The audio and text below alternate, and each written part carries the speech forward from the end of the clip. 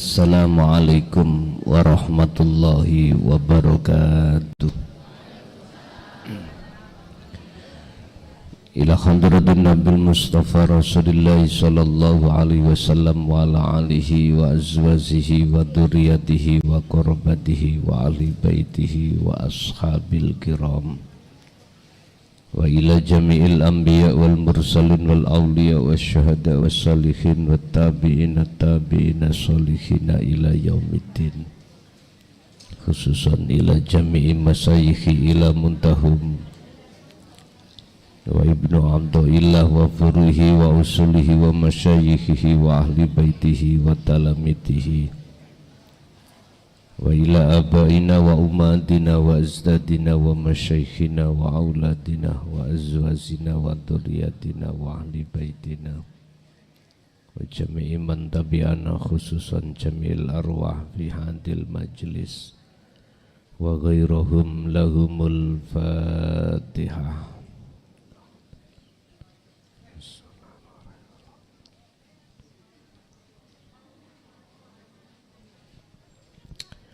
Bismillah, alhamdulillah, la khawla wa la quwwata illa billah.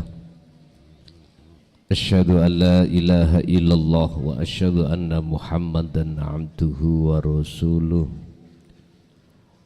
Allahumma salli wa sallim wa barik alaihi wa ala alihi wa ashabihi ajmain, amma ba'd. Setiap diri manusia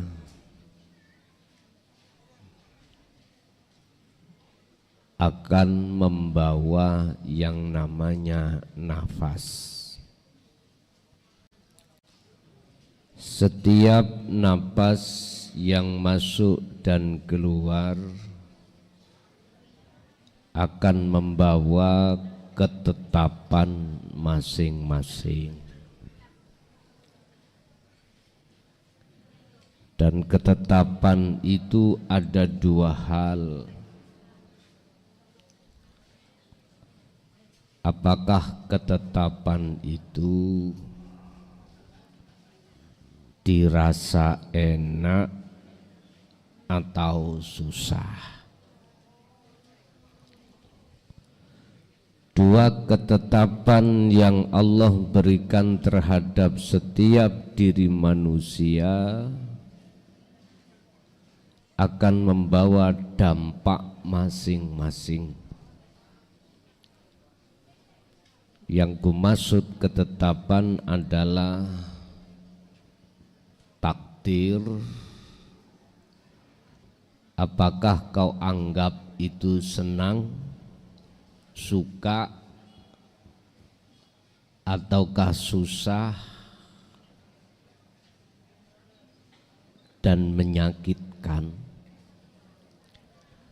Kedua ketetapan ini mempunyai dampak masing-masing terhadap setiap diri manusia. Dan diri manusia itu dikelompokkan Allah menjadi dua atas dampak dua ketetapan itu. Kelompok pertama, kelompok di mana dia disebut sebagai ahli hijab. Dikatakan sebagai ahli hijab, iman, rasa yang ada di dalam hati seorang ahli hijab itu imannya terhadap selain Allah kang sejati.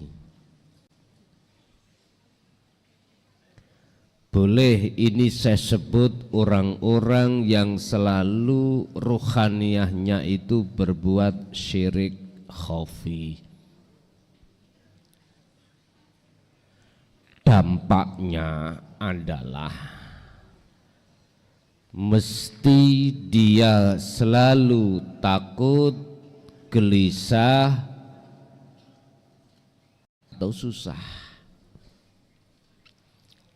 Lebih ketetapan itu bersifatkan qadhi ataupun yang susah, menyakitkan. Ini sering disebut sebagai balak. Sebut sebagai balak.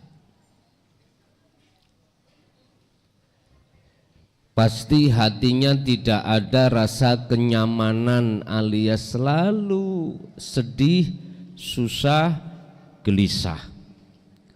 Ujung-ujungnya kalau tidak kuat,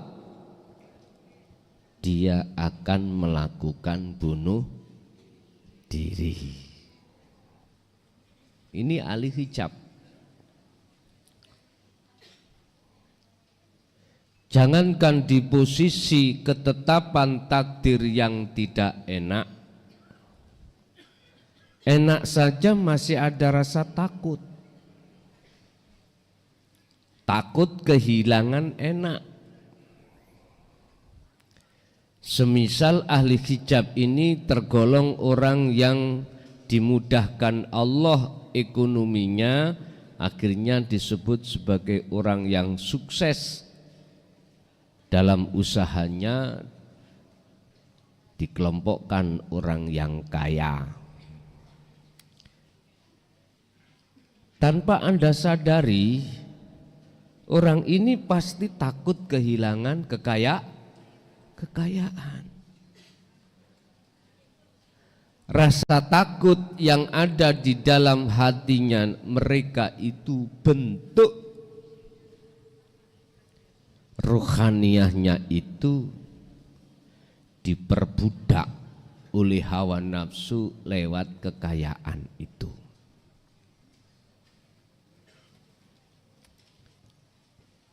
Sekarang terlepas dari kaya, duniawiyah yang non materi, Anda punya status Anda itu di mata masyarakat ditokohkan, entah tokoh agama, entah tokoh masyarakat. Lebih-lebih tokoh agama, Anda punya pesantren,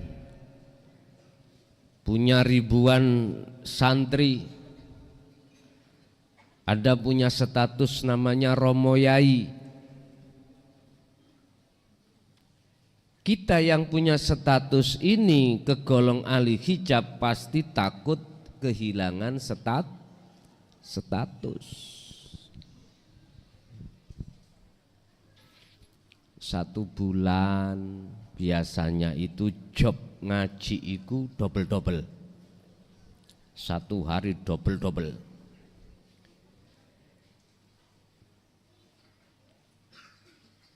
Takut kehilangan job. Ono kiai lagi yang lebih tren berasa hilang job kita, pasti sakit. Apalagi 1 bulan nggak ada isinya belas, nggak ada pemasukan. Kita takut akan hal itu. Padahal ya, ada mau Allah itu yang kita tidak tahu sebagai ahli hijab.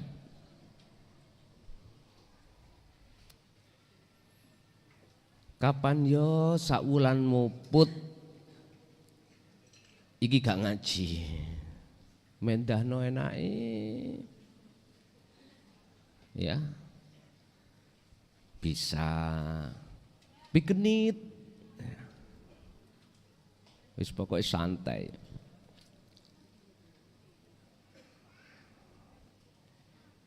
Ini berkenaan dengan kesibukan kami. Ada WA 3 bulan, 3 minggu mungkin yang belum bisa kami jawab. Sementara tak stop dulu, ojo WA, tak selesai nisik Dik wingi kari sekitar 5.000. Asalnya 9-8 ribu, sekarang tinggal 5.000. Sabar ojo WA-sik. Percuma sampean WA tak hapus kok. Wis tak tengeri, WA anyar teko tak hapus setelah tak kandani. Tak selesai nih sih. Kasihan yang sudah 3 minggu belum kejawab. Nanti kalau sudah selesai baru tak buka lagi. Pun kembali pada ahli hijab. Jadi kita sebagai ahli hijab, jangankan ketika saat ditetapkan Allah berupa takdir yang gak enak, itu gak susah. Yang enak pun kita masih terasa takut kehilangan. Takut kehilangan.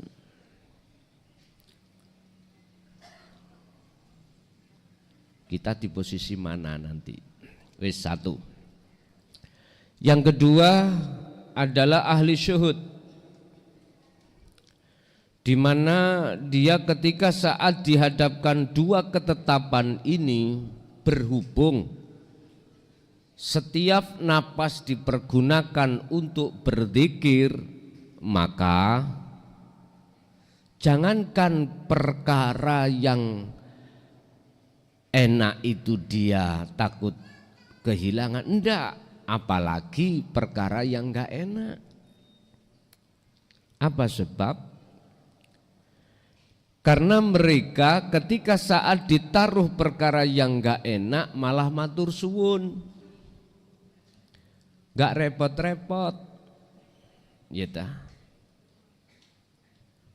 Tapi ketika diletakkan perkara enak itu malah amanah. Kalau dihitung-hitung dan boleh untuk memilih, mesti mereka itu mengharapkan perkara yang enggak enak tok daripada yang enak. Itu perbedaannya. Contoh, dia ketika diamanai tentang kaya, ini lebih sulit dia mengatakan aku miskin, hambane.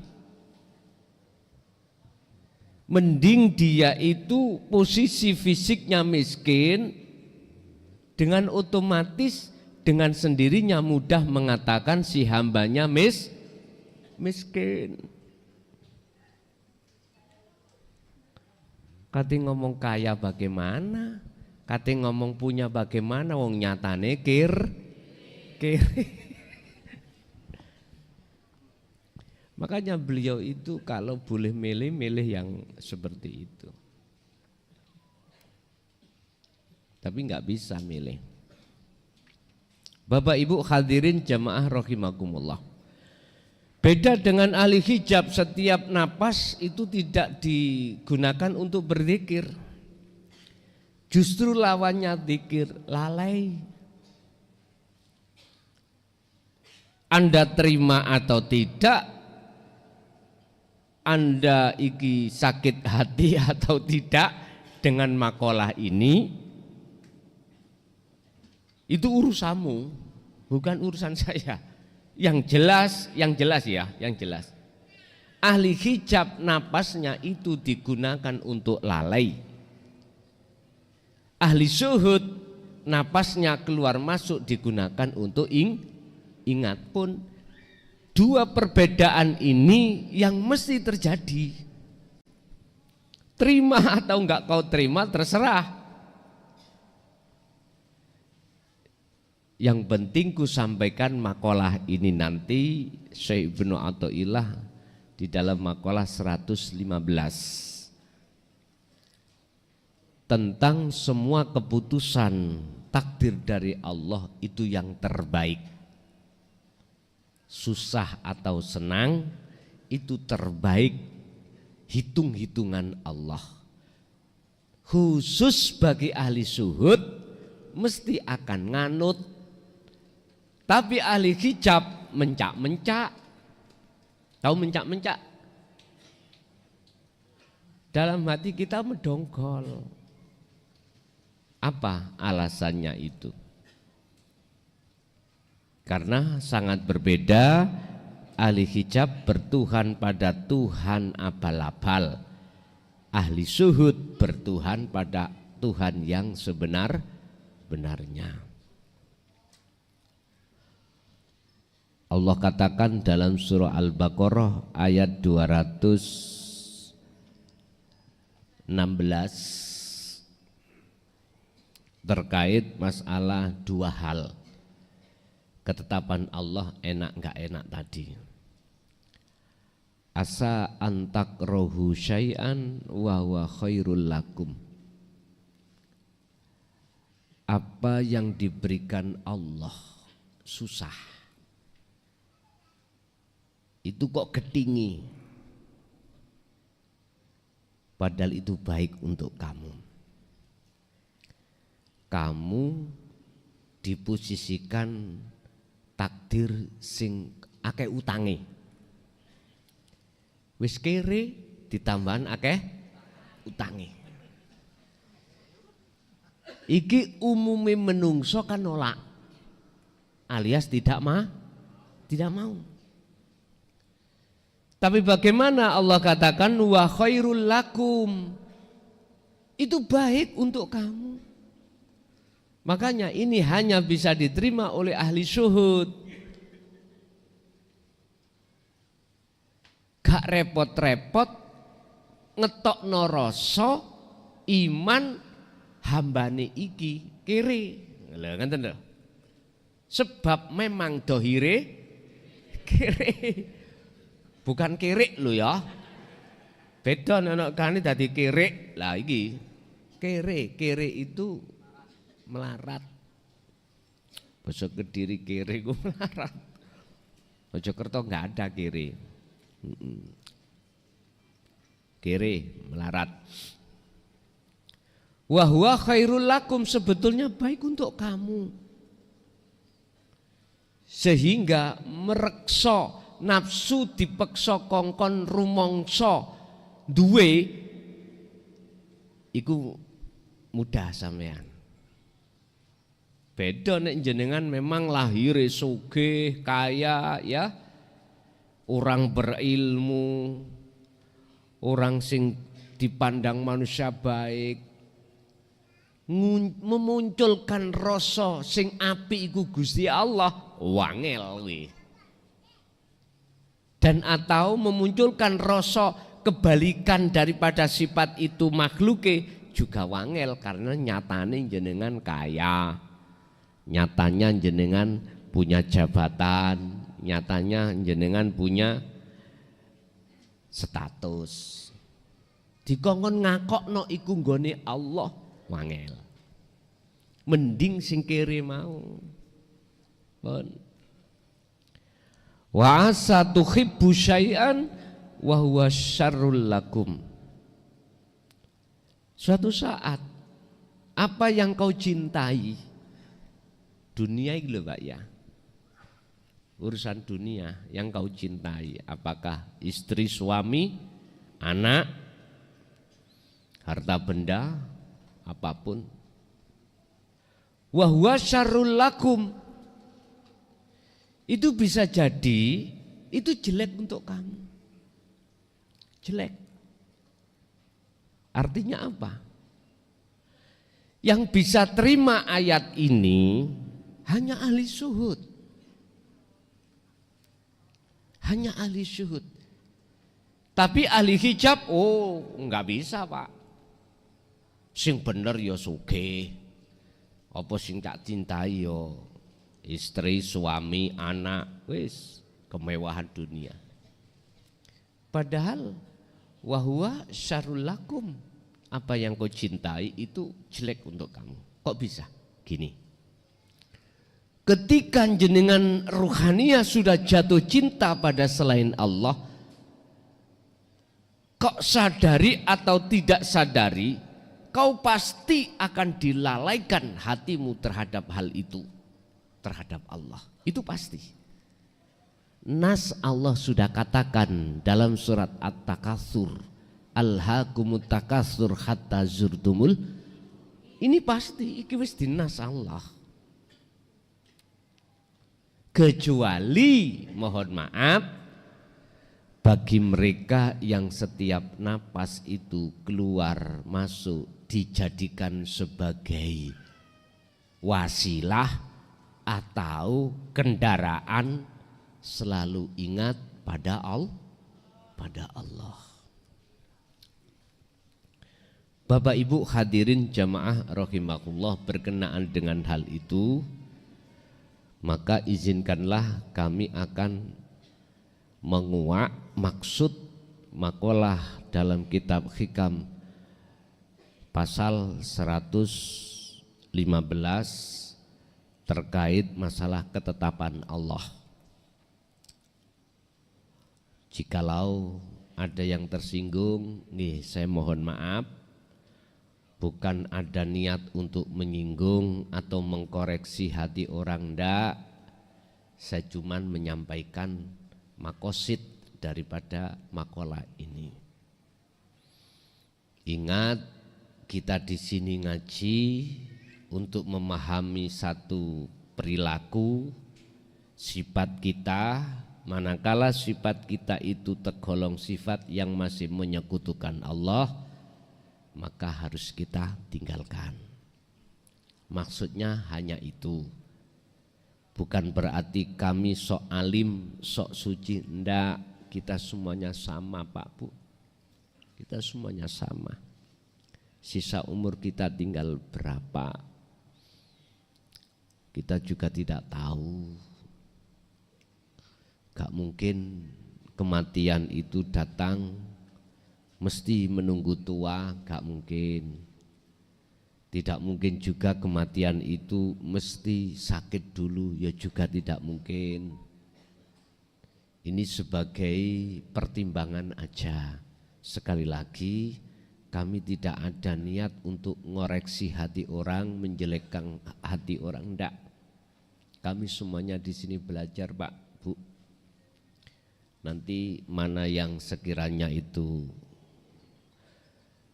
kita sifat kita konangan, apa konangan ya, ketahuan dalam ngaji itu, mari kita benahi sendiri-sendiri, itu aja. Qala musannifu rahimahullah,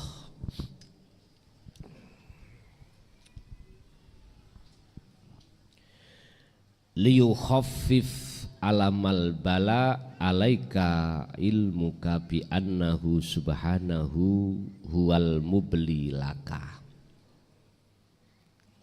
Sebetulnya Mbak ya, Allah kasih gak enak bala iku kebaikan yang paling baik. Jenengan dikasih melarat saumur-umur, itu hal yang terbaik.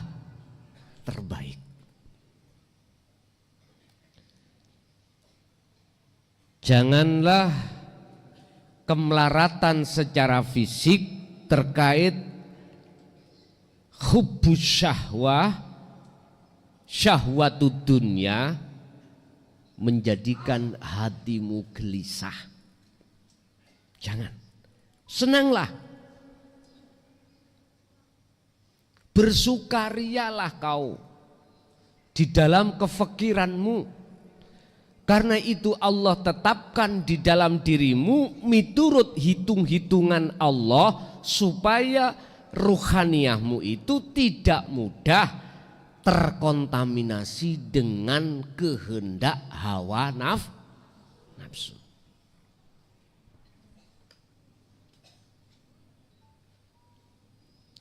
Kita ruhaniyah selalu dikiting oleh namanya sifat basyariyah. Sifat di mana moh gak enak jaluk enak tok. Fakot. Ini sifat basyariyah.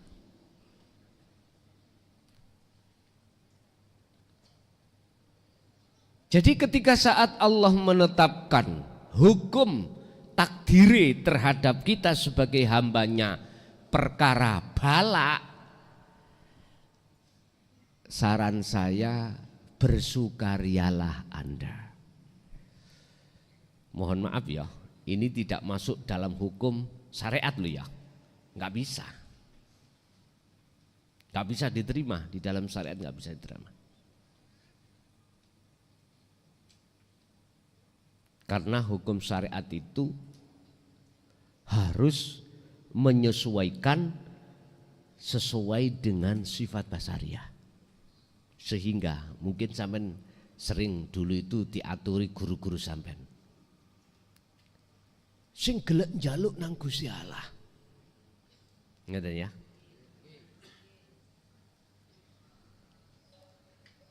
Nek umpama sakit, njaluk ondang waras. Kalau ekonomimu jatuh, ndang njaluk obang bangkit. Aku gak nyindir lho ya. Mboten estu mboten. Tokone mari kobongan, Pak. Antek resik. Syariat sudah memberikan jalan keluar kita supaya untuk merapat dan berdoa. Nek durung dikasih terus minta terus. Bila perlu sama nangis. Kalau saya nanggung, sekalian gulung-gulung.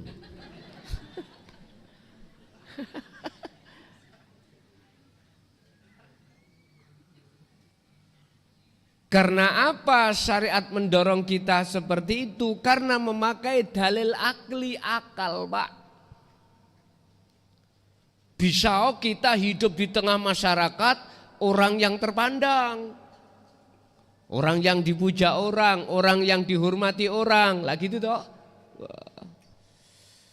Tumpaane Innova, mbok. Alpati barlek grek ganti.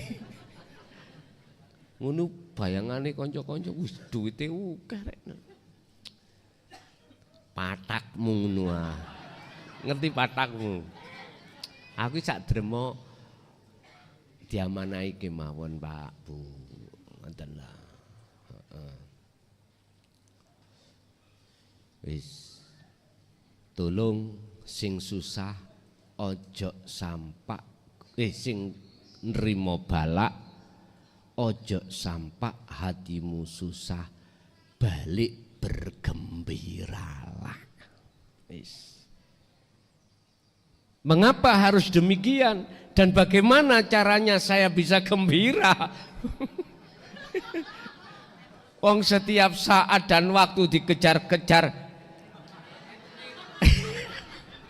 Bang Celurut. Wes gak iso Gus. Nyuwun sewu. Kuwi nek ra percaya ya ora apa-apa, ya ta? Nek ngomong angel ya ora apa-apa. Sakersa jenengan iku hak jenengan. Tapi di dalam makalah ini gak ngawur, Pak. Dalam Al-Qur'an tadi surat Al-Baqarah 216 juga begitu. Satu paket ini. Nah terus bagaimana kami tidak susah melihat istri? Ya kalau saya sendiri lah gitu lah, mesti alasan ngono.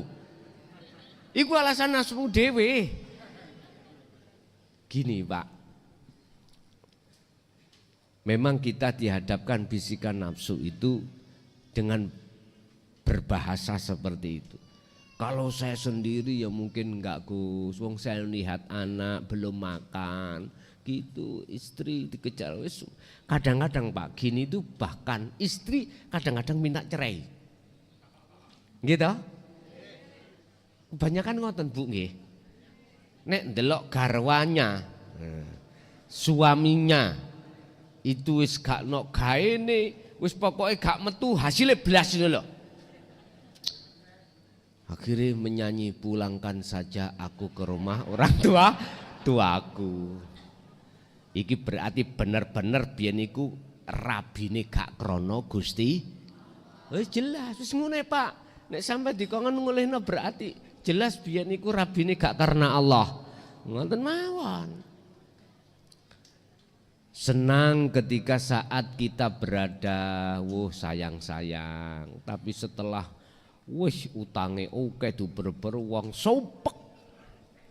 Wis gak kuat kula Gus, tak kon ngulihno utawa sak kon nyerai. Wis Pak, aja gopo Pak. Nyun sewu, berarti tetanda si ibu dulu nikahnya tidak karena Allah, karena status Anda. Kari ngoten mawon. Ibu yang ngoten sampean tingali Bu. Sampean tingali Pak Karena Allah pun ndak oleh nikahi gampang sekali ibu engko pribadi. Tak dudun engko bapak aja gak ngamuk. Ngeten Bu, wis tak buka ae. Nyun sewu Pak nggih. Estu nyun sewu. Niki di luar konteks takdir loh. Artinya di luar konteks kehendak Allah tapi kehendak dalam nafsu kita. Ketika suami jenengan dulu, kula mboten udal-udal anu lho ya, perkara lho ya mboten. Cuman jenengan pingin tahu itu karena Allah atau enggak. Ketika saat Pak iku sampean tinggal kerja nang luar negeri menjadi TKI, kira-kira Pak iku ndolek wong liya apa ndak? Golek vitamin orang lain apa ndak? Wis karen delok teng mriku Bu. Kalau ndak kalau iya jelas. Lah ini orientasinya saya bicara tidak karena ketetapan kehendak Allah, karena ini ahli syuhud. Kalau ahli hijab jelas semuanya itu ketetapannya berdasarkan dari nafsunya sendiri. Kembali kepada ahli syuhud. Terus bagaimana caranya ketika saat jenengan ini dihadapkan Allah selalu bala yang diterima kok disuruh bergembira. Terus bagaimana hati bisa bergembira? Caranya bagaimana? Sesuai dengan petunjuk itu. Ilmuka bi annahu subhanahu wa ta'ala. Ini hanya ahli syuhud saja yang bisa merasakan kebahagiaan di tengah-tengah bala. Karena apa? Karena ahli syuhud itu tidak melihat terhadap makhluk yang berupa bala, tapi sibuk bertemu Allah yang membawa bala. Wis titik. Terus caranya bagaimana? Wong saya itu jatuh bangun Kadang-kadang mau tidur aja baru ingat, baru hati ini bisa merapat dengan Allah. Tapi waktu kejadian nggak bisa. Terus bagaimana ini solusinya? Pun Pak Bu, sampean buka nggone surat Ali Imran ayat 191. Tirun orang-orang yang meniru Kanjeng Nabi hatinya. Alladzina yadhkurunallaha qiyaman wa qu'udan wa ala junubihim.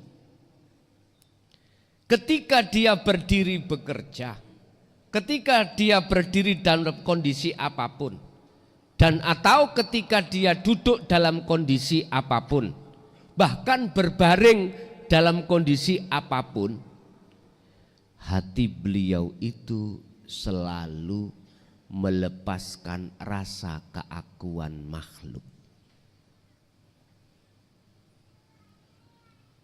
Secara otomatis akan muncul rasa keakuan Allah. Ngundang ini dikira Allah fakir. Bukan. Nang ini kok dikira Gusti Allah sholat.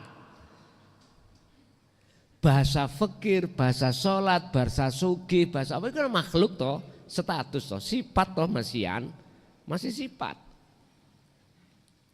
Loh, dengan sikapan hati jenengan duduk di situlah Pak, maka hati jenengan akan bisa bergembira, bersuka ria.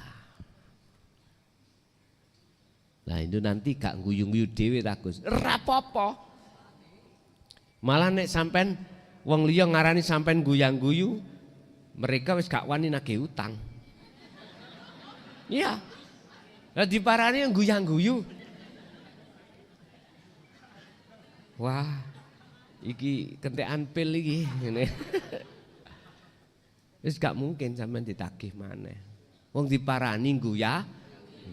Ora ngomong apa-apa wis guyang guyu. Apa maneh guyu sampean sampe nggo boto. Masyaallah. Bon, satu. Terus bagaimana ketika saat jenengan ini dihadapkan kebalikan bala nikmat sugih dunya, sugih pangkat, sugih jabatan, sugih kehormatan. Bagaimana jenengan sekiranya tidak terpengaruhi dan terhalang dengan sugih iki sehingga menjadikan hatimu iku mohon maaf bisa selalu bertemu Allah. Bagaimana? Sebab mohon maaf Pak, itu mohon maaf.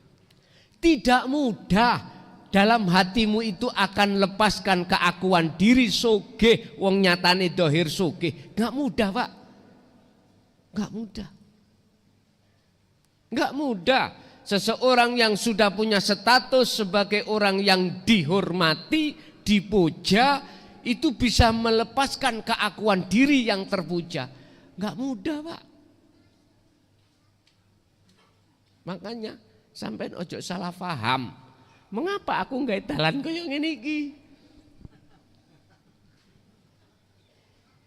Itu pembelajaran Kanjeng Nabi terhadap kami, Pak. Jangan sampai la taj'alu ma'allahi ilahan akhara. Sampeyan diringanno.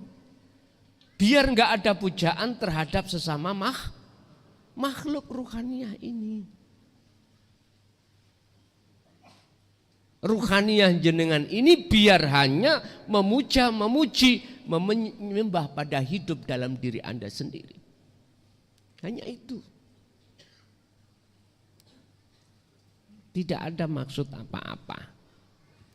Karena Rasulullah juga mengatakan, innama ana basyarum mithlukum. Saya juga manusia Pak, sama dengan Anda. Rasulullah sendiri berkata seperti itu. Diperintahkan Allah di dalam surat Al-Kahfi.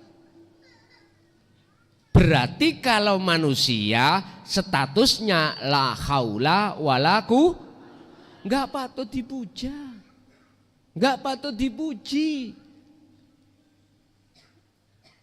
Ini hanya bisa terjadi di tengah-tengah keluarga ahli syuhud. Sebab ahli syuhud tidak melihat makhluknya, tapi melihat Allahnya. Ngoten lho Pak. Nah kalau begitu, ya jangan ono gubit-gubitan ngene po. Sita kita semua itu belajar. Apa salahnya? Saya mencikapi dari kondisi menghindar itu supaya Anda tidak masuk dalam pemujaan terhadap hanya itu. Hanya itu Pak. Secara otomatis berarti mendidik terhadap jenengan yang sudah kuanggap sebagai anakku sendiri untuk memuja hanya pada Allah. Yang Allah ada dirimu sendiri. Hidup itu. Baik di dalam dan di depanmu.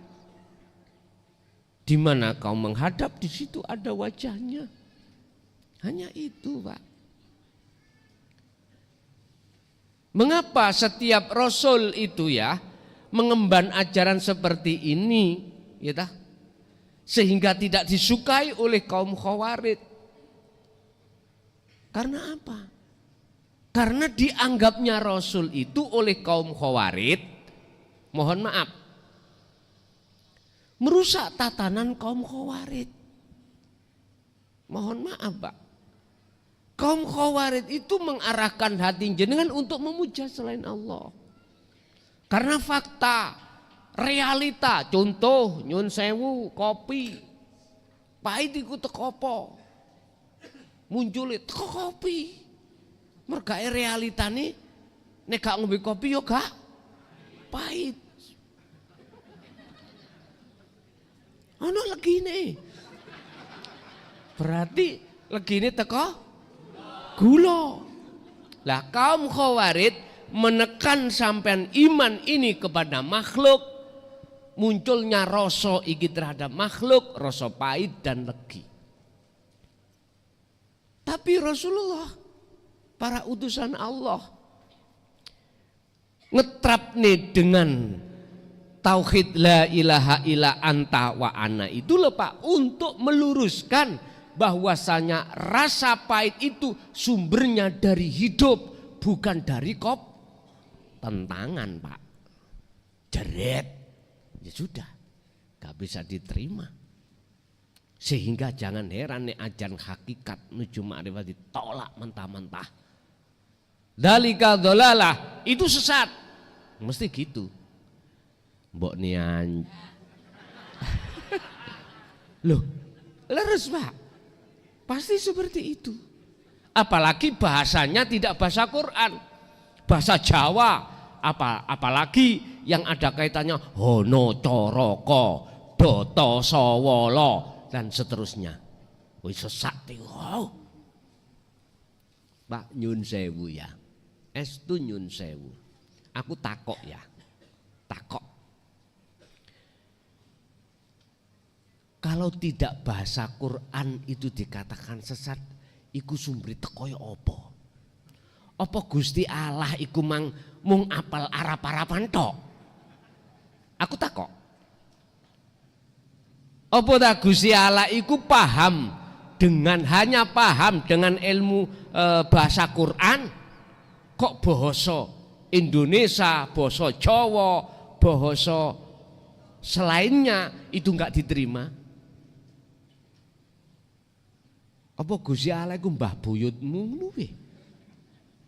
Iku milik semua umat Ya ayyuhan nas suttaku rabbakumul ladzi khalaqakum. Ya, jelas milik semua manusia. Oh jadi Pak Dewe. Nek gak Arab nyun sewu ya. Nek gak Quran gak sah. Kadang-kadang aku mikir ya dasku rodok pecah. Mosok sih Gusti Allah iku ngertini bahasa Arab tok, bahasa Indonesia, Jawa, Sunda, bahasa Madura gak paham. Nggih, ya aja nemen-nemen kolote lah. Ya toh? Gusti Allah yo ngerti bahasa Jawa. Ingat ada satu makalah. Segala hal apapun amaliyah ibadahmu, tatkala sumbre teko atimu iku mau keadaane ati sing condong menyang sakliyane Gusti Allah. Artinya makhluk condongnya, imannya, maka jangan harap amaliyah yang dilakukan dohir iki mang diterima oleh Allah. Gak bisa. Kuncinya ada di situ. Mingkol bin rohibin, au mingkol bin zahidin. Condongnya hati pada makhluk, apakah condongnya hati pada Allah? Karena itu aja. Urusan fisik, bah kui jengking, bah kui gak jengking, bah kui rawep, bah kui gak rawep. Nek atimu iku mang keadaane mingkol bin zahidin, segala hal apa amal yang berlaku pada jasmani otomatis sumbernya dari itu benar sudah. Aja kolot-kolot nemen po. Kuwi nek anu neraka. Wis dituduhno gambare neraka iku, Pak. Wong diedel-edel dibuang. Aduh. Ajarana ati iku mang sing lunak iku ra iso ta. Isoke dijak didendeni kuwi, dihadiahi kuwi. Ingat, inti dari ajaran para rasul, para kekasih Allah adalah mengesahkan Tuhan. Titik, ada itu. Kalau mengesahkan Tuhan berarti tidak lepas dari apa yang diajarkan tentang masalah dinut tauhid. Wis. Iku basa Quran. Basa nasionalnya ajaran yang mengarahkan hatimu untuk mengesahkan pada Tuhan itu bagaimana? Nah itu, entah agamamu iku lahir opo wae terserah. Yang terpenting jangan sampai kau di dunia ini tidak masuk di dalam bahrut tauhid, gak masuk di dalam lautan ketuhanan, jangan sampai. Bon, jadi kembalilah kau pada surat Ali Imran ayat 191. Baik berdiri, duduk dan berbaringnya hati selalu berzikir. Yang zikir ini tidak harus diucap di dalam lesan maupun di hati. Zikir yang kumaksud bila suarin wa kalamin wa lafdin wa ismin. Itulah zikir sirul asor yang mendorong hatimu biar muncul rasa, muncul iman. Sesungguhnya semua apapun yang terjadi hanya karena hidup itu. Itulah Allah dalam dirimu sendiri. Bapak Ibu hadirin jamaah rahimakumullah. Ingat, lebih sulit hatimu memerangi nafsu dalam keadaan jasadmu kaya, punya status, punya titel, dibanding dengan jasadmu tidak punya apa-apa. Makanya berbahagialah kau yang sementara tidak punya apa-apa. Wis tak unggah nih wong sing melarat-melarat iki. Iya, lo senang. Makanya setiap Ramadan kan saya bilang, kalau Anda ingin ngaji ilmu tasawuf, mendalami ilmu hakikat dasar ini, sing sugih delen sugihmu, sing ngalim delen ngalimmu, ya dah. Sing duwe jabatan, letakkan jabatanmu dulu. Artinya ojo rumangsa sugih walaupun jasadmu sugih. Ojo rumangsa pangkat senajano dirimu itu punya pangkat. Ojo nyun sewu, ojo rumangsa alim walaupun statusmu iku jasad alim. Letakkan. Kalau itu tidak kau letakkan, mohon maaf.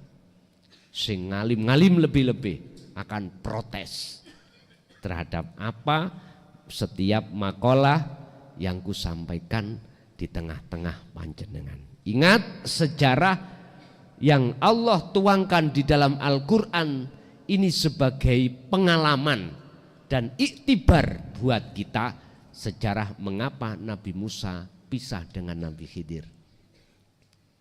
Karena pelajarannya yang beliau sampaikan kepada Nabi Musa dibantah mentah-mentah dengan hukum syariatnya. Loh iya Pak, dibantah.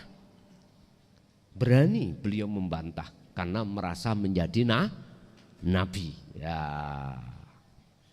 Dihadapkanlah pertanyaannya, beliau itu merusak kapal yang menolong secara syariat dia untuk menyeberangi lautan. Nah ini, makanya sing penak itu mbideg ae. Dirungokno ae, kuping tengen ceblokno nang ati, jatuhkan pada hati. Jangan kau masukkan, kau naikkan ke akal. Nek kau masukkan ke akal, salah kabeh wacanane iki.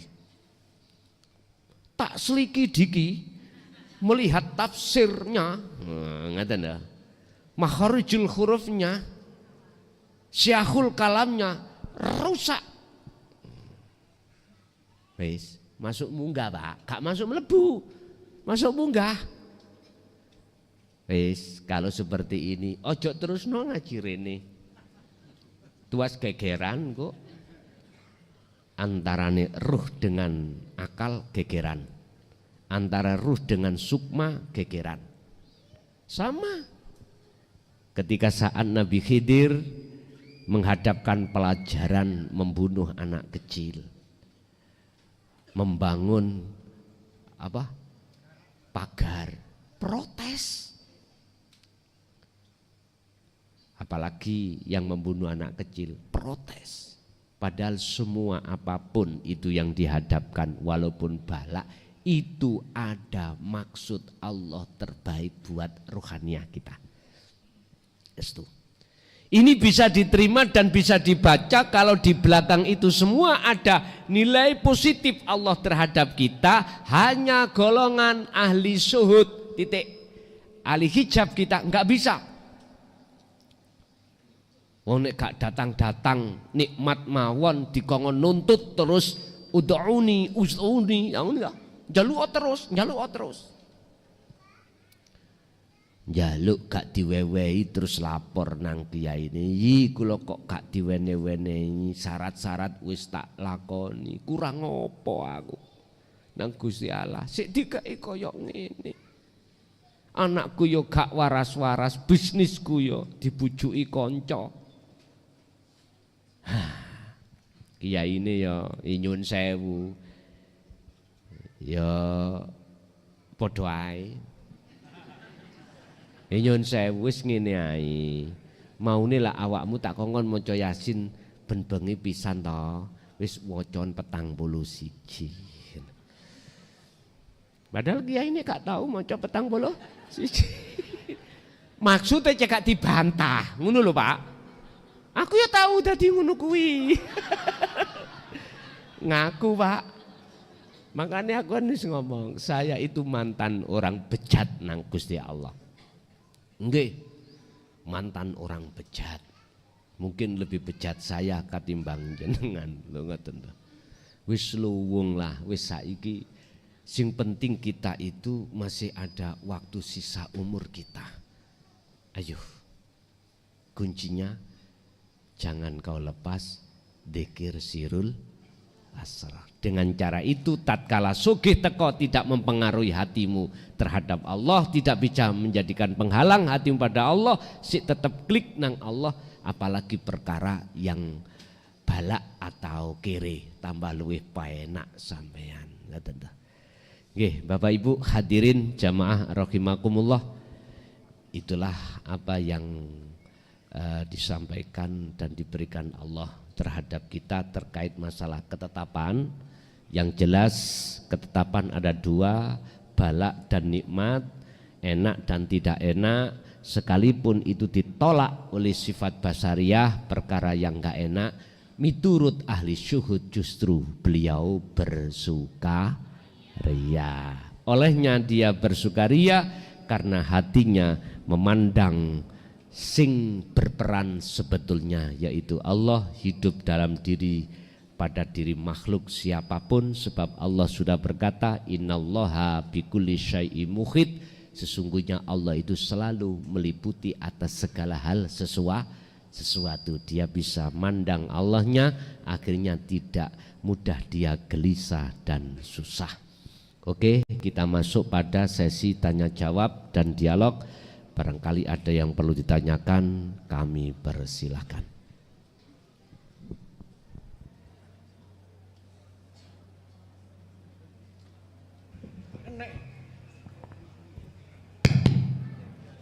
Assalamualaikum warahmatullahi wabarakatuh.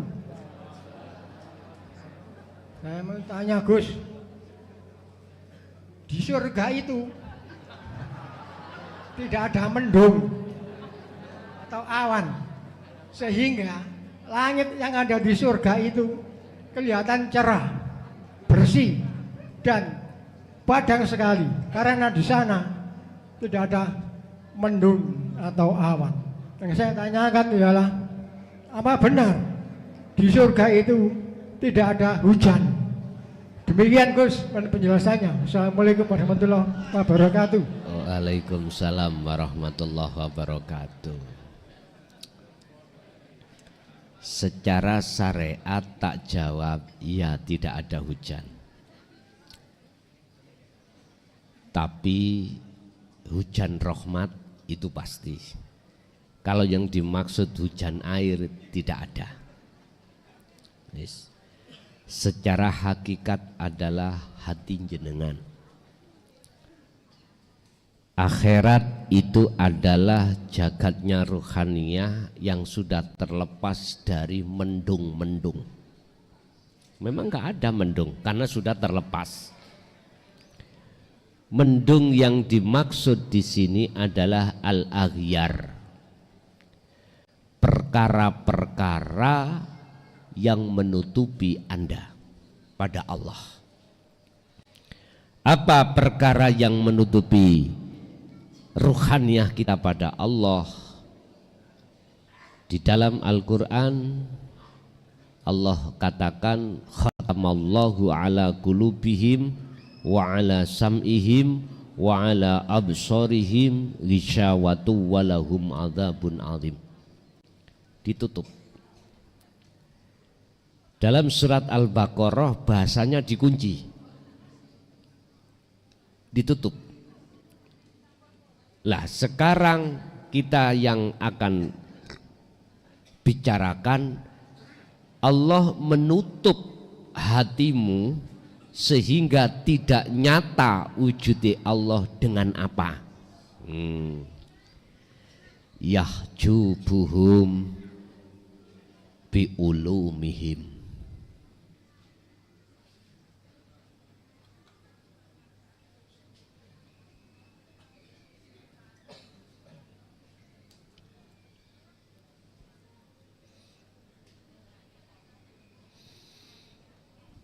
Gusti Allah nutupi jagate ati rohaniyah kita padanya itu dengan ilmu, dengan beberapa ilmu pengetahuan. Kok bisa? Awal dari proses kita itu orang yang tidak mengerti. Oleh karena belajar ilmu itu akhirnya kita mengerti. Mengerti itulah akhirnya nafsu menyuruh hati kita untuk mengakui kalau yang mengerti adalah kita. Kalau kita sudah merasa kita yang alim, ayo, buahnya itu akan bermunculan, Pak. Riya wis mesti, takabur apalagi, hasud otomatis. Sifat-sifat yang tercela itu akan tumbuh dengan sendirinya dari pohon ulum, dari pohon mengerti. Padahal iku ngerti ilmu itu sifat wajib ma'aninya Allah. Mengapa harus kita rampas? Loh ini loh Pak. Akhirnya ilmu itulah yang Allah jadikan sebagai hijab, kunci untuk menutupi ruhaniyah kita pada Allah. Satu. Yang kedua, bisa jadi Allah itu menutupi ruhaniyah kita alias mendungnya itu ditebalkan dengan amwal. Amwal apa? Dunya brono. Entah sugiye hasil dari tani, dari dagang, atau sugihnya kita dari maklaran. Wis macem-macem. Sing penting kita itu amwal ini sumbernya macam-macam. Nyatane sampai serba mewah, apapun bisa beli. Umpama saya itu punya keahlian sepak bola, saya sampai dikontrak oleh Real Madrid. Real Madrid, Pak. Ngerti Real Madrid? Sana daerah kulon-kulonan mereka. Saya dikontrak itu satu musim, satu Galatama, satu musim itu berapa? Termahal, Pak. Gak miliaran, triliunan. Karena apa? Nyun sewu. Saya bisa, berhubung saya itu adalah orang mukasyafah, yang namanya bola, gitu. Nendangi maju bisa mundur. Iya. Hati kipernya bingung. Tak tendang ngidul malah ngalor. Enggak banyak skill, Pak, saya. Saya hanya jadi back. Jadi back, gelandang tengah, gelandang pinggir. Oh, no, gelandang tengah. Gelandang pinggir, gelandang kiri. Satu kali sentuhan yang namanya bola, larinya gak kenceng. Gini, Pak. Siksak. Ya bingung kabeh pemain ini. Makanya berani Real Madrid itu cari saya untuk ngontrak triliunan, macam-macam. Lah, disitulah dalam hati saya, oleh karena saya secara fisik adalah orang yang terkaya, maka otomatis hatiku merasa keakuanku yang Lah, inilah yang akan Allah jadikan sebagai penutup hati kita untuk tidak bisa bertemu Allah. Wis bi'ibadatihim al-ubad, kita merasa lebih baik daripada orang lain karena kita patuh dengan hukum-hukum syar'i. Loh, di dalam hatiku iki merasa aku luwih apik, luwih beribadah, ahli ibadah yang disebut al-ubad daripada jenengan. Loh, justru kepatuhan saya secara fisik ini dijadikan Allah sebagai hijab hatiku, sehingga hatiku tidak akan pernah bisa sampai pada Allah.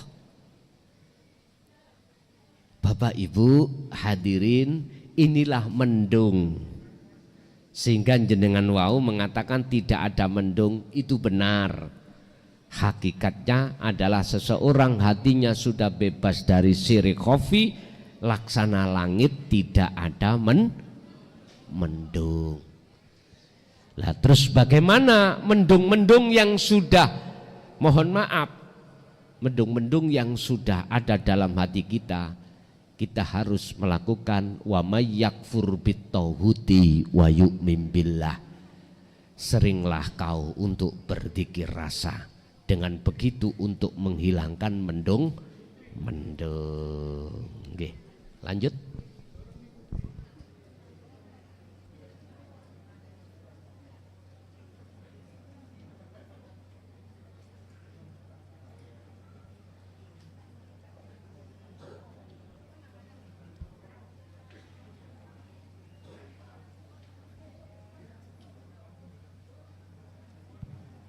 Nuwun sewu ingkang sampun dikecaken nggih monggo. Allahur Rahmanur Rahim. Assalamualaikum warahmatullahi wabarakatuh.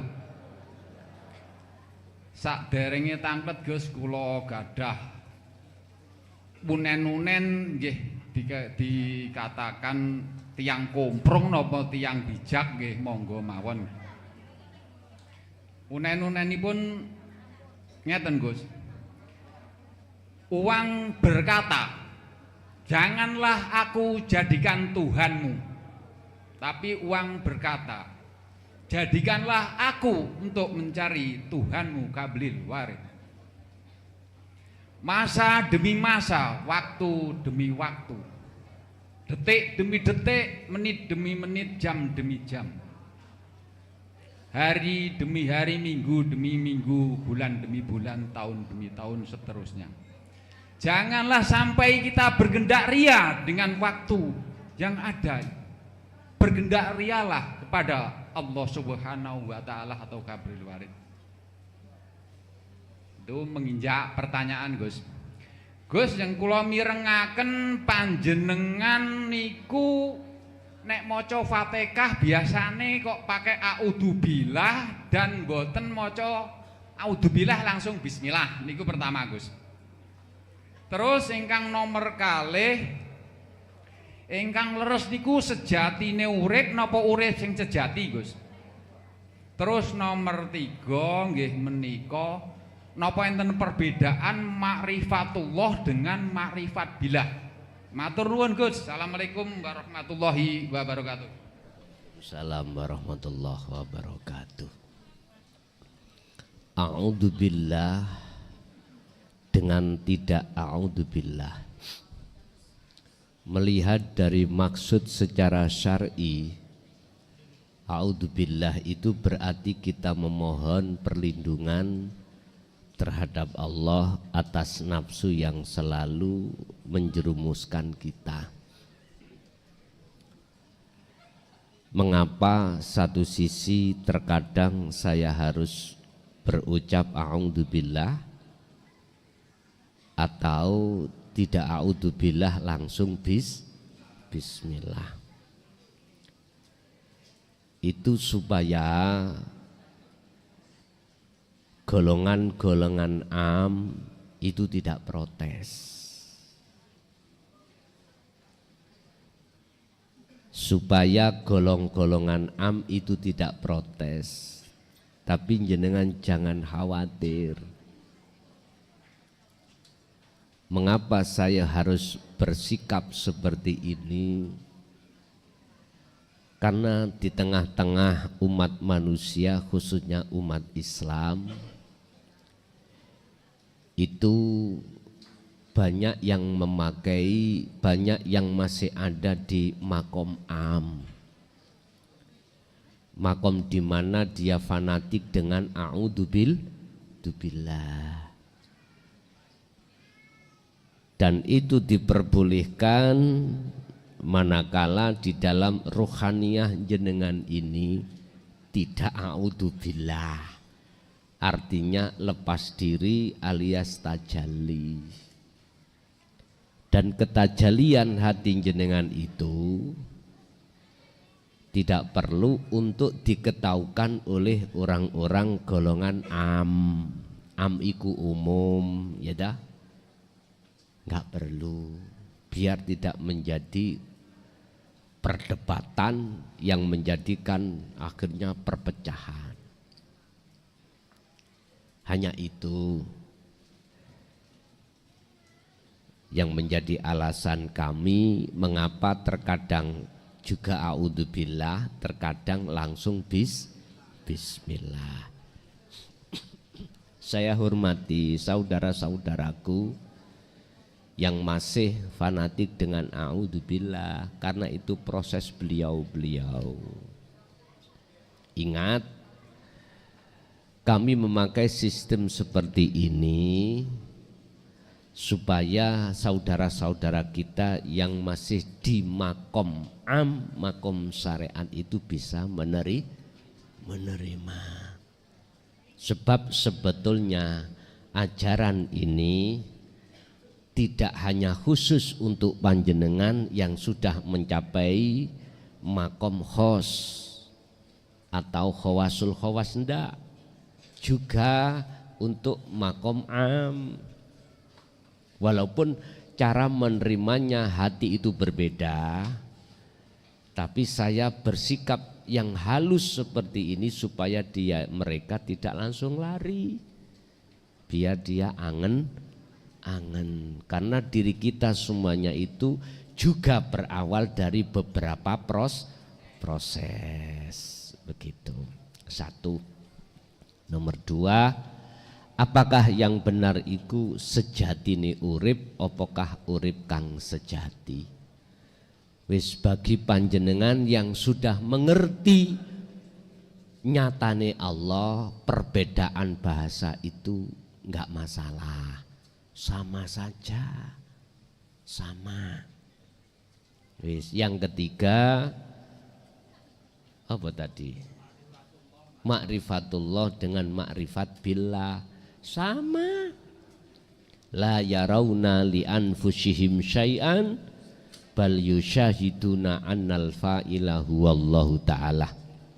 Apa yang ada di dalam hati beliau-beliau itu hanya akunya Allah. Ini disebut ma'rifatullah atau ma'rifat billah. Wis sama iki mung aran mawon. Yang penting hati jenengan ini sudah hilang rasa keakuan makhluk yang punya ini, punya itu, bisa ini, bisa itu. Akhirnya muncul keakuan ingsun Allah. Beres, wis. Nggih. Lanjut.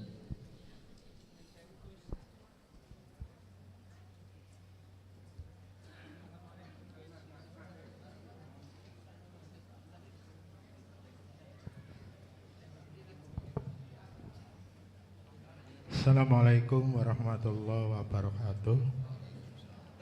Pada tanglet Gus, wonten ayat ingkang mongelipun la ing syakartum la azidanakum wa la ing syakartum inna azabi lasyadid. Lah ayat ini diperuntukkan untuk jasmania atau rohania Gus. Lah bagaimana mengenai ayat ini dalam sudut pandang hakikat? Matur mawon Gus. Matur nuwun saderengipun. Assalamualaikum warahmatullahi wabarakatuh. Waalaikumsalam warahmatullahi wabarakatuh. Apabila kau bersyukur atas nikmat yang telah kuberikan, maka pasti aku tambah. Sebaliknya, jikalau kau mengkufuri atas nikmatku, maka azabku yang amat pedih. Bapak Ibu, yang dimaksud nikmat la azidannakum ditambah itu apakah nikmat urusan kesenangan dunia? Ya, miturut pandangan ahli hijab. Yang dimaksud nikmat miturut pandangan ahli hakikat adalah pertemuanmu terhadap Allah. Dan ahli syuhud pasti dia itu tidak akan kufur. Tidak akan kufur nikmat, tidak akan. Karena itu yang dicari-cari mulai dulu berpuluh-puluh tahun. Dia ketika berzikir, ketika solo, ketika kholwat,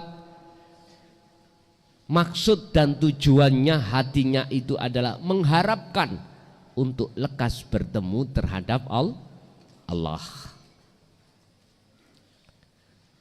Lah, nikmat yang paling kekal, nikmat yang tidak ada unsur fata morgana adalah nikmatnya Anda bertemu Allah. Niki.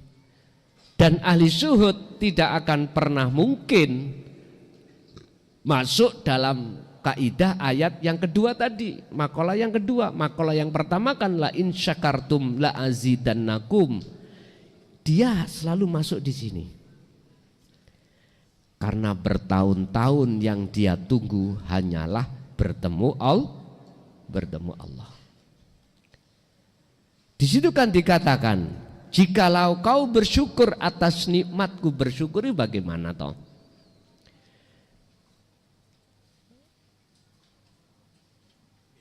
tombone wong rindu iku apa? Ketemu nggih? Kalau sudah ketemu, inginkah kau berpisah? Enggak mungkin. Enggak mungkin. Jenengan semuanya ini pasti ada beban dalam hatimu adalah kerinduan, atau boleh saya katakan sebagai kasmaran. Tiap hari, tiap saat, tiap waktu berkecamuk di dalam hatimu rasa rindu untuk bertemu. Jikalau sudah diobati kerinduan ini dengan bentuk pertemuan, aku yakin siapapun Anda tidak akan ingin berpisah kembali. Terus selalu bersama. Makanya jenengan kan ketika beatkan di belakang jenengan, saya ajak untuk bersumpah untuk tidak akan pernah mati, ya dah? Untuk tidak akan pernah mati kecuali selalu bersama Allah. Disitulah maksudnya. Jadi yang dimaksud pandang kacamata hakikat adalah pertemuan tersebut. Nikmat yang dimaksud adalah pertemuan tersebut. Dan aku yakin siapapun Anda pasti tidak akan ingin berpisah. Kalau sudah bertemu, itulah kenikmatan yang abadi. Beda dengan kacamata sudut pandang syariat. Nikmat yang dimaksud di sini adalah urusan-urusan yang ada kaitannya dengan jasmani, yaitu Ar-Rahman, kebutuhan, kesenangan yang bersifatkan dunia. Dalam pandangan mereka, mohon maaf, umpama jenengan hari ini dikasih Allah rezeki adalah 100.000, jenengan harus diwajibkan untuk bersyukur. Bagaimana cara Anda bersyukur sudah tidak benar? Apakah Anda hanya mengucapkan alhamdulillah? Enggak bisa. Terima kasih terhadap yang memberi secara fisik juga salah. Kalau kita mengurai bersyukur terima kasih, mohon maaf ya, wajib bagi yang menerima iku ketemu yang memberi. Itu maksudnya bersyukur. Cara logika, apa mungkin dikatakan bersyukur ketika Anda itu dikasih sesuatu si A, Anda tidak menemui si A mengucapkan terima kasih? Apa itu dikatakan syukur? Bukan. Anda harus bertemu si A dan mengucapkan terima kasih sudah dibantu. Kita yang golongan am enggak pernah ketemu Allah.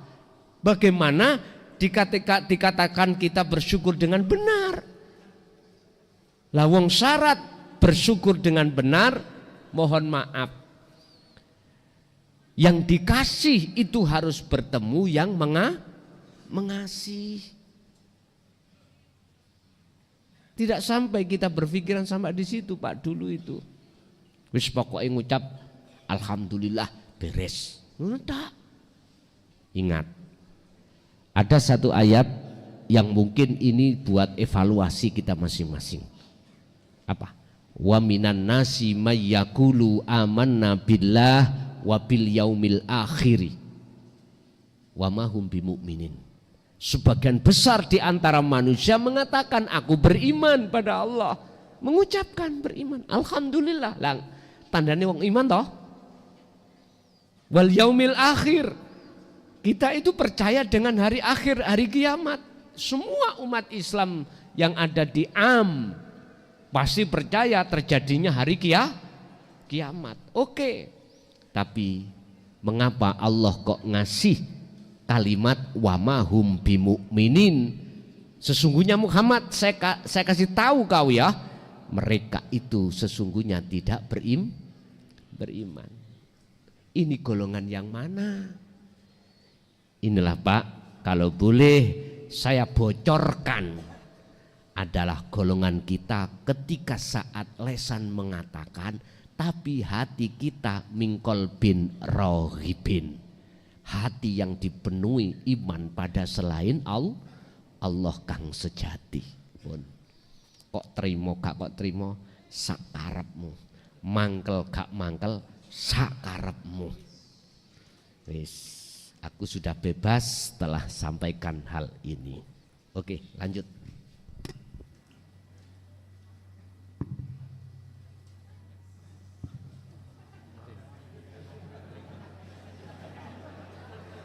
Assalamualaikum warahmatullahi wabarakatuh. Di dalam tata cara untuk bertawasul, baik kita tujukan kepada orang yang sudah meninggal atau yang sudah masih hidup, bahkan kepada orang yang mempunyai hajat. Kenapa kok yang kita hadiahkan pakai surat Al-Fatihah, bukan surat yang lain? Yang kedua, kalau kita mendengar panggilan untuk sholat yaitu adzan, di waktu dengar Allahu Akbar kita respon atau kita jawab Allahu Akbar. Asyhadu alla ilaha illallah, kita ucapkan juga asyhadu alla ilaha illallah, wa asyhadu anna Muhammadar Rasulullah juga begitu. Sedangkan untuk yang khayala sholat dan khayala falah, kita ucapkan la haula wala quwata illa billahil azim dan seterusnya. Itu mohon penjelasan secara hakikat maupun secara syariat. Terima kasih, ada kurang lebihnya mohon maaf. Wassalamualaikum warahmatullahi wabarakatuh. Waalaikumsalam warahmatullahi wabarakatuh. Inilah Pak yang kumaksud, apa yang di lesan tidak sama apa yang di hati.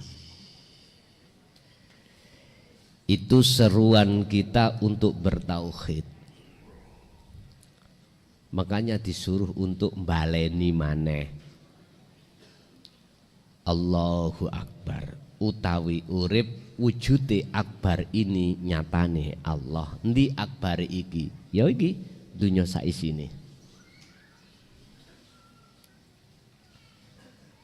Asyhadu an la ilaha illallah juga begitu. Anda menyaksikan apa? Allah. Allah yang mana? Pokoknya yang ada di atas sana.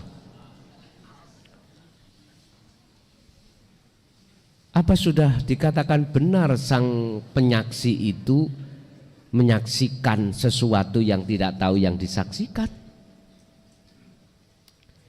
Kita harus peka. Mengapa ketika mengucapkan asyhadu alla ilaha illallah itu enggak boleh putus? Asyhadu alla apa kok enggak boleh? Bahkan mengatakan syirik. Kita harus peka itu. Artinya siapapun Anda sebagai penyaksi wajib tahu siapa yang disaksikan.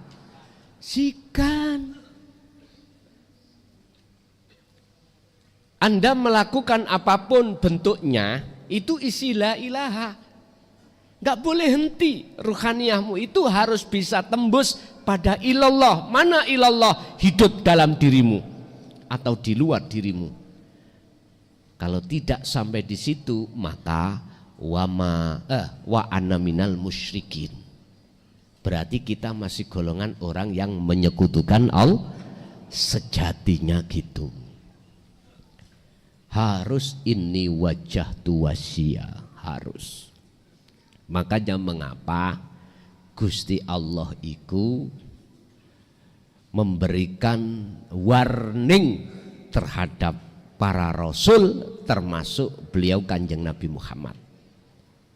Aku enggak akan ngutus awakmu Muhammad, iki Allah, jikalau kau tidak mau mengemban wahyuku yang inti. Mana? Illa ana. Niki. Sebab jikalau tidak sampai ke ila ana, maka penyembahan hambaku tidak akan pernah benar. Ngoten ya. Sedangkan pada umumnya kalau sudah menginjak ila ana, jangankan ila ana, ila anta aja wis diharamno. Ya nek nabi, ya nek rasul. Nah. Apalagi nanggone ila ana. Iku ajaran Syekh Siti Jenar sesat. Nggih, mohon maaf. Sebetulnya itu atas ketidakpahaman kita lah. Di situ sehingga kita mengatakan itu sesat. Sungguh. Coba kalau Anda sudah paham di situ maksudnya, justru Anda akan mengatakan kebenarannya ada di situ. Itu. Tanya terhadap beliau-beliau yang sudah proses untuk menuju hakikat makrifat, pasti seperti itu. Orang itu tidak akan khilaf dalam suatu apapun manakala sudah sampai imannya itu pada ihsan, baru nggak akan khilaf. Bapak Ibu juga begitu, wa asyhadu anna Muhammadar Rasulullah. Makanya ini setiap Ramadan saya bahas kedudukan syahadat ini. Yang menyaksikan wajib tahu siapa yang disaksikan. Setelah jenengan syahadat ini dari segi ilmu dan amal sudah jenengan praktekno, maka akan mendapatkan syahadat ahad atau syahadat tunggal. Sehingga la farqa bainahum, tidak ada bedanya semuanya itu. Karena yang berperan itu cuman tunggal, nggak ada yang lain. Udah. Mengapa di situ hayya ala sholah, jawabannya la haula, gak nirukan aja. Mari kita sholat, itu artinya gitu. Sampai disuruh untuk sholat, monggo sholat, jenengan jawab monggo sholat. Yuk gak sholat so, monggo aja terus. Maksudnya mengapa kita mengatakan la haula wala quwata illa billah? Inilah Pak yang sering kukatakan, jikalau kau ingin mendapatkan kekhusyuan dalam sholat, mohon maaf, atau Anda akan bisa bertemu terhadap Allah di kala waktu sholat, pakailah sistem la haula wala quwata. Yang dirimu itu tidak bisa apa-apa, tidak punya daya upaya untuk berdiri, ruku, sujud, duduk, atau mengucapkan rukun-rukun sholat, enggak punya, kekuatan pun enggak punya untuk itu.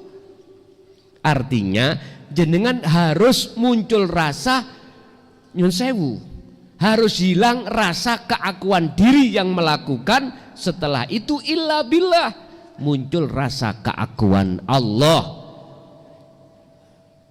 yang segala-galanya di situ. Sebetulnya itu mau cotok ya kecili, mulai TK sampai tuwek ya la haula terus, ya moco terus, prakteknya nggak ada. Karena apa? Karena inti maksud daripada la haula wala quwata illa billah itu tidak dijabarkan, diuraikan di tengah umat Islam khususnya. Jikalau ada yang membahas langsung disikat oleh kaum khawarij, sesat itu ngoten wis. Terus si para masayeh wis gak gelem ditulungi ya wis. Makanya dulu itu mengapa beliau bersikap diam? Karena ya itu ketika muncul langsung disikat. Ya sudah. Akhirnya dengan bahasa kinayah, bahasa isyarah, Nyun sewu, sejarah yang tidak bisa kita lupakan ketika beliau Sayyidina Ali menjelaskan terkait masalah itu bagaimana beliau bunuh Hasan Hussein, ya beliau bunuh, ya sudah. Bapak Ibu, kalau itu sudah diterapkan la haula wala quwata illa billah di dalam tengah-tengah sholat, berarti ini kan tidak lepas dari sirul asr untuk masuk di situ. Maka betul hayya alal falah. Apa? Mari kita menuju kemenangan. Baru bisa kau terima kemenangan itu. Dari rayuan hawa nafsu, dari nafsu yang melalaikan hatimu pada Allah. Baru menang. Hayya alal falah. Mari kita menuju kemenangan. Jadi zaman yo terus ngomong mari kita menuju kemenangan terus. Saya begitu, mari marah-mari. Pada begini, sama dengan gini. Ning ngarepe, son ngarepmu ono wedang kopi omben. Oke. Monggo omben. Jawab kula, monggo omben. Terus nggih monggo omben. Mestinya kan dicandak terus minum. Enggak, monggo omben, ya monggo omben. Mohon maaf. Jadi sekali lagi bukan berarti saya ureh-ureh maksud daripada tatanan syariat mboten. Kami bermaksud menyampaikan ini supaya karakter sifat kita yang ada di itu tidak hayya ala sholah. Hati biar betul-betul la haula wala quwata illa billah, begitulah. Nggih. Lanjut.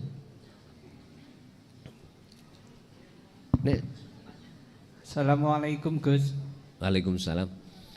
Niku Gus, nami kula Triyono dugi Kesamben Jombang Gus. Nggih.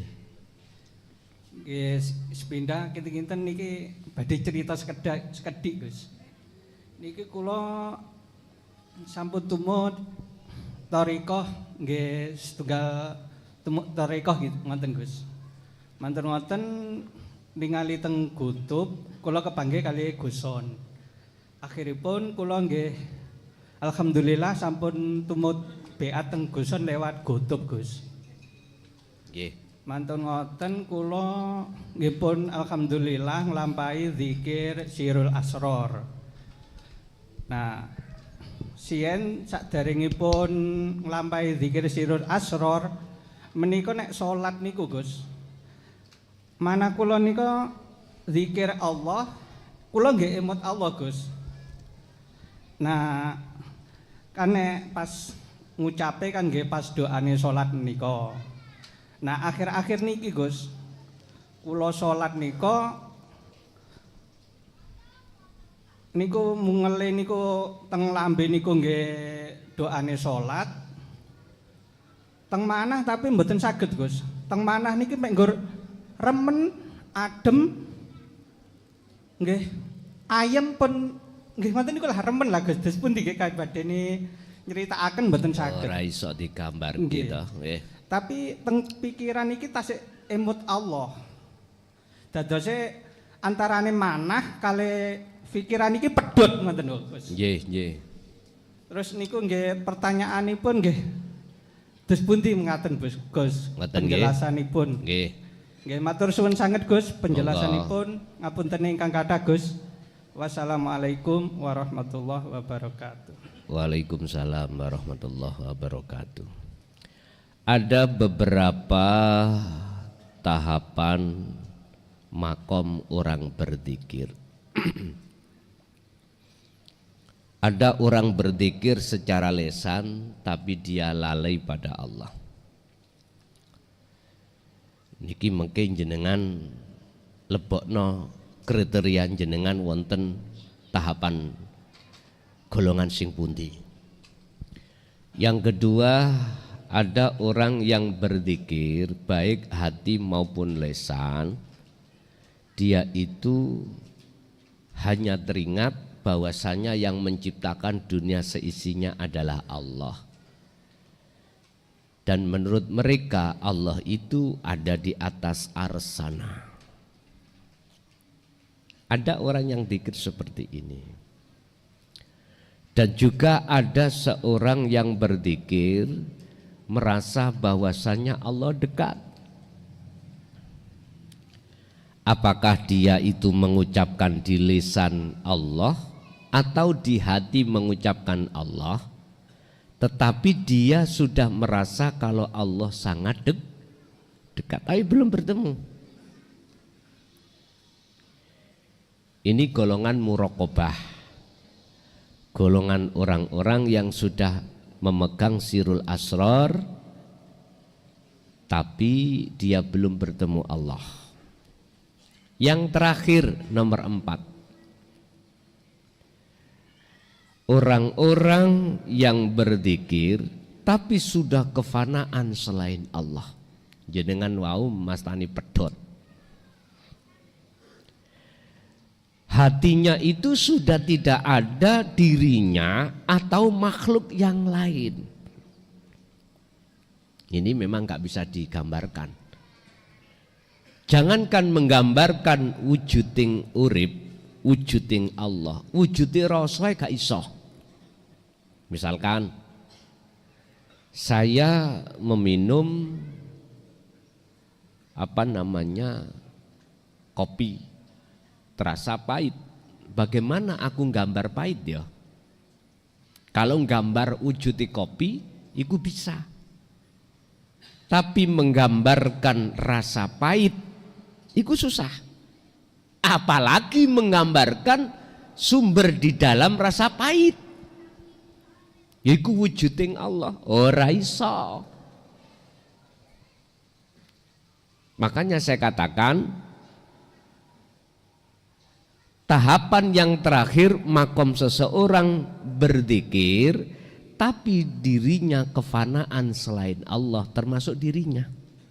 Jenengan tadi Mas Tani pedot. Yang terjadi adalah rasa nikmat. Pokoknya nggak bisa digambarkan nikmatnya dengan sesuatu apapun. Bagi panjenengan yang masih ada di 3, la tatruk adzikra li adami hudurika ma'allahi ta'ala minhu. Ojo kok tinggal no dzikir yang wis sampen gecoi senajano walaupun Anda belum kehuduran terhadap Allah. Karena itu prosesmu. Dengan cara Anda tidak meninggalkan inilah proses pembersihan syirik yang sudah menumpuk di dalam hati kita. Nanti ada waktu tersendiri kehuduran itu. Ingat, Anda jangan punya hati yang pesimis. Allah sudah berjanji terhadap kita semuanya sebagai hambanya yang di dalam hatinya ada harapan ingin ketemu Allah. Mangkana yarju liqa Allah fa inna ajalallahi la'at. Ingat, barang siapa dalam hatinya ada keinginan, harapan ingin bertemu Allah, Allah pasti akan menanamkan rasa rindu untuk bertemu. Dan di situ Allah berjanji dalam waktu yang sudah Allah tentukan sendiri atas pertemuan tersebut. Al-Ankabut ayat 5. Bis. Percaya gak percaya saenakmu. Yang jelas Allah sudah berjanji pada dirimu sendiri. Tergantung Anda terus apa mboten. Ingat mengapa walaupun belum khudur kok selalu disuruh untuk berzikir. Ngeten. Lalimu sebab berzikir tersebut tidak kehuduran, iku mohon maaf luweh apik katimbang lalimu tanpa berzikir. Atau gini, lalimu tanpa berzikir itu lebih bahaya daripada lalaimu karena kamu berzikir. Tetapi hatimu belum khudur-khudur gitu loh. Inilah yang dimaksud birriyadati wal azkar. Riyadhah harus kita tekankan. Apa riyadhah? Prihatin. Prihatin dari apa? Mohon maaf, baik fisik maupun hati ruhaniyah. Fisik, mohon maaf, yo ojo kakean mangan. Artine nek diduki mangan mangano. Mangan ya ngono. Ya wis. Ojo sampah israf, kuwareken. Dikei pisan kok durung warek. Ya imbuh. Pokoke ojo kuwareken. Siji lho Pak, tangki sampean ambek liyane ku beda-beda. Lah men delok sing tangkine sak timbo-timbo niku. Gak cukup diwene semunu, makane panitia siapno. Nek ana sing embuh lho. Keono, ngoten lho. Ngoten lho. Sampeyan paringi mergae tangkine siji kadang gak padha. Nggih, kadang tangkine si A iku luwih kecil. Tangkine si B, wah, sak gentong. Padha-padha dikei sak piring, ojo ngono. Ya sampean tambahilah ngono lho. Ya ning imbu ya ngacung, langsung mlebu nang ndi? Nang pawon. Panitia sudah menyiapkan semuanya kok. Heeh. Wal azkar, zikir itu terutama. Jangan sampai sembrono. Terus walaupun li adami hudurika belum muncul kehuduran hati jenengan datang Allah, tetap harus kita zikir, terus kita zikir. Merawani ku angel ya. Gak pisan pindho. Sing tau rabi merawani lho. Sebab wong wedok iku selaputé loro. Miturut kitab. Ana buntu daging, ana buntu balung. Makanya ana wong lanang kejeron ngoten lho. Lho, enggak iso. Sampean kudu bedah selaput loro iku.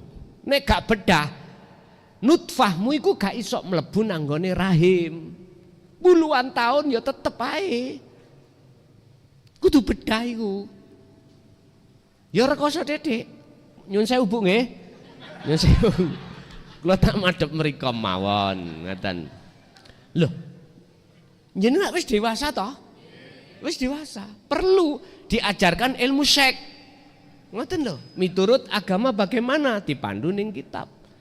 Dadi wong wedok iku ana buntu daging, ana buntu balung. Dua selaput iki nek mboten ilang, ngoyo-yo apa sampean tuas jengking gitu. Kok gak dadi. Ya wis kudu sing sabar, jenengan kudu tetep sing gelek njaluk hajat nang ngene garwa jenengan. Ngaten lho. Mangane nek rabi rondo-rondo ae penak. Wis duwe dalane wis enak ngono. Pun mblakrak tutuk kono. Dzikir tutuk kono, pun. Iku minangka mawon Pak ya, minangka aja. Jadi mohon maaf. Tetap itu harus kita jaga bentuk faqatis tamsaka bil urwatil wuthqa, tali Allah yang sudah disambung Allah.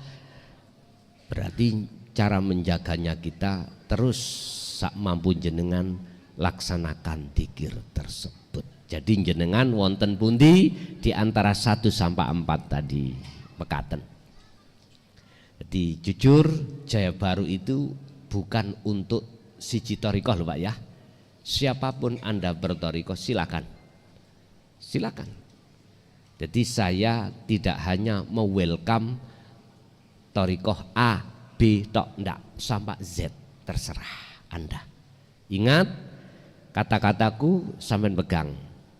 Sampai kapanpun jenengan bersuluk, kalau hanya berbekal jahri dengan siri, nyun sewu, tidak akan pernah wusul. Kecuali Anda sudah memegang kunci wusul, yaitu sirul asrar. Begitu. Urusan percaya gak percaya takoo sing wis pengalaman-pengalaman, ngaten nggih. Ibu sekarang ada pertanyaan? Ganti Pak, gak sampean tok. Ibu juga kita kasih kesempatan. Monggo Bu. Assalamualaikum. Kula saking Jombang Gus. Kadhe Tanglet. Agak di lah nggih, leres nggih. Waktu hari Senin niku kula mimpi kaya mboten sampai kewedhen. Kula mimpi bersih-bersih sampah kalian bapak kula. Bapake pun sedo dereng? Sampun. Sampun, nggih. Nggih niku mawon. Assalamualaikum warahmatullahi wabarakatuh. Waalaikumsalam warahmatullahi wabarakatuh. Maksude iku artine apa? Lah ngoten nggih. Nggih musumbahe yo. Kudu diewangi. Pun Bu, ngeten Mbah. Sampah adalah satu kotoran yang harus kita keluarkan dari rumah. Yang dimaksud sampah itu adalah sampahnya hati. Sampahnya hati. Apa sampahnya hati? Ya bunayya la tusrik billahi inna syirka la zulmun azim. Hei anak putuku Imron pesan kepada anak-anaknya, janganlah kau kotori hatimu dengan sampah-sampah itu. Bahasa sampah ini miturut surat Luqman ya, ayat 13 ini itu adalah syirik. Hai anak putuku, janganlah kau menyekutukan Tuhan dengan sesuatu apapun. Menyekutukan yang bagaimana Pak? Iki yang halus, lebih halus daripada air. Ini lebih lembut daripada lembutnya angin. Syirik khafi itu. Contoh, di dalam hatiku ada satu iman bahwasannya rasa pahit munculnya dari makhluk yang disebut kopi. Dan atau dalam hatiku muncul rasa atau iman yang menyelesaikan masalah ini adalah aku makhluk. Ini sudah syirik Pak. Makanya mengapa Nabi Musa itu memberikan solusi terhadap kaumnya, faktulu anfusakum, bunuhlah keakuanmu. Ada di sini. Rasa keakuanmu yang melakukan bunuh.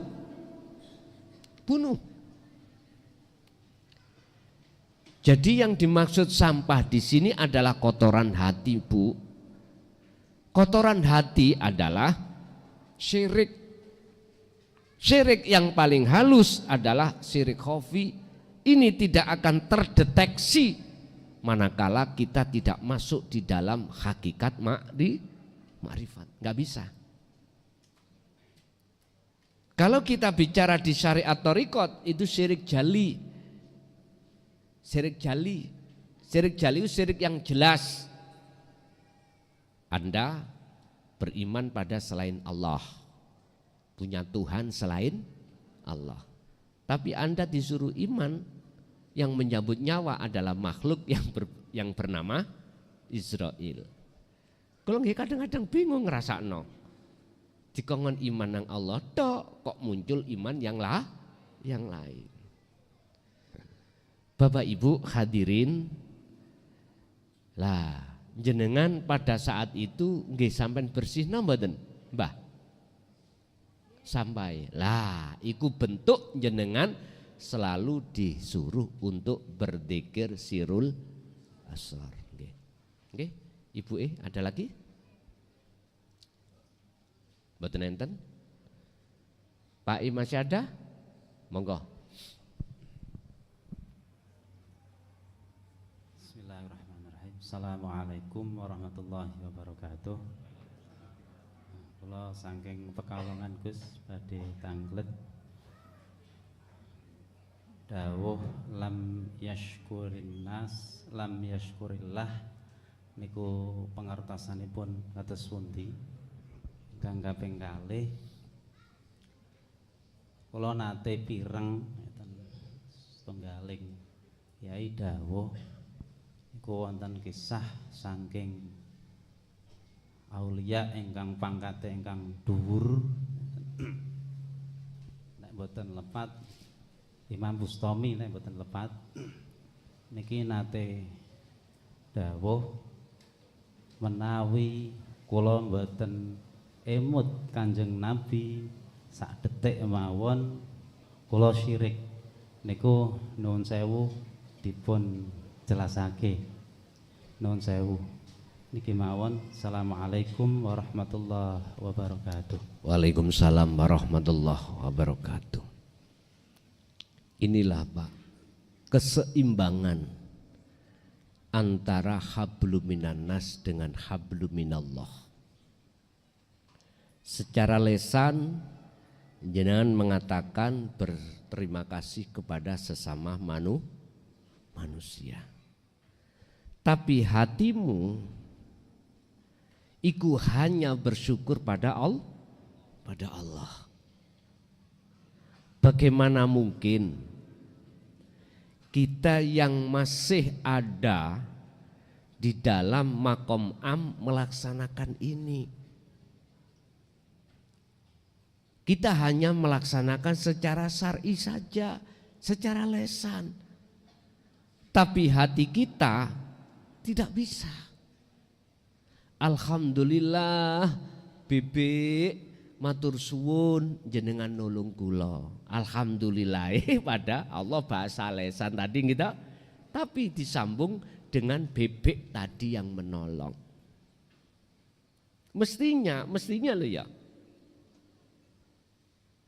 Secara lesan syariat kita matur suwun terhadap bebek, tapi ruhaniah kita harus bertemu hidup pada dalam bebek. Lah ini maksudnya di situ.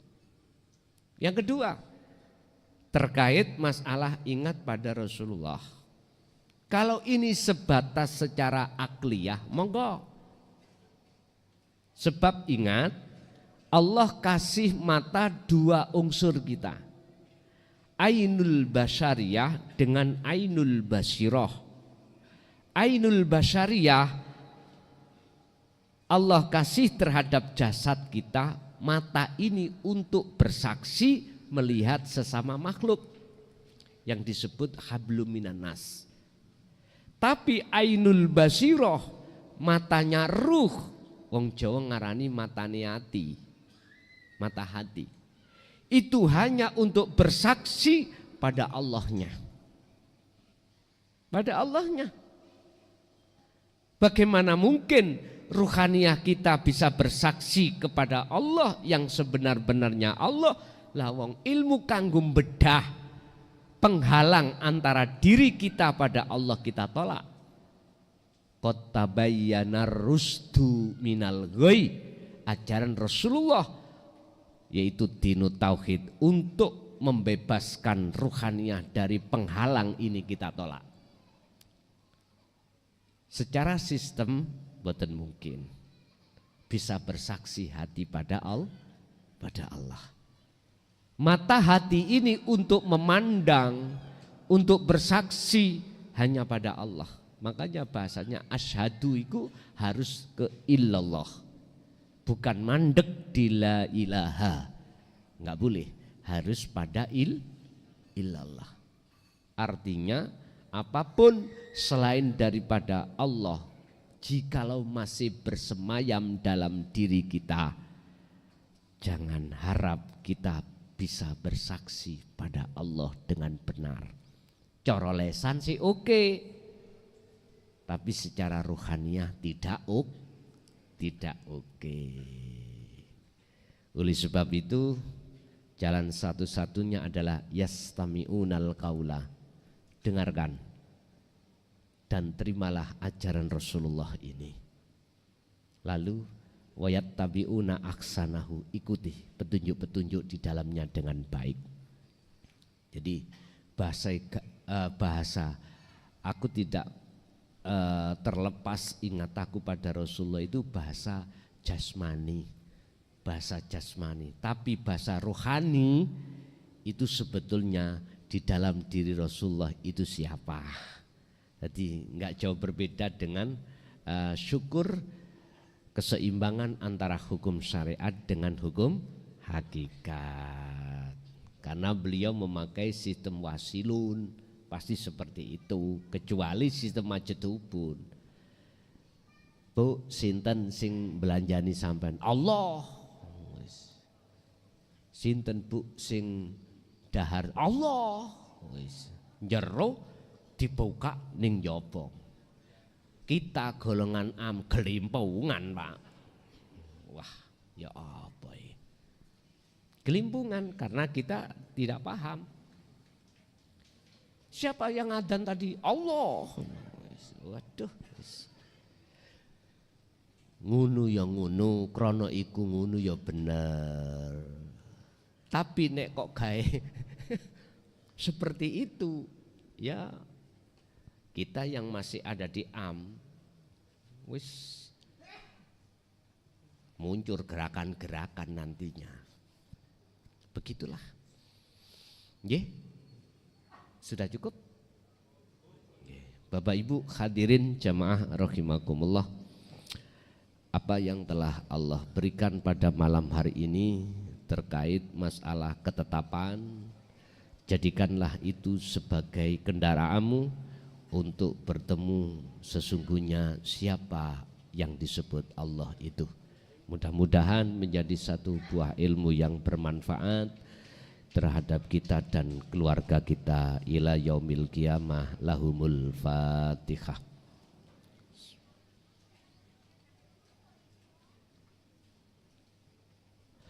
Akhirul kalam. Assalamualaikum warahmatullahi wabarakatuh.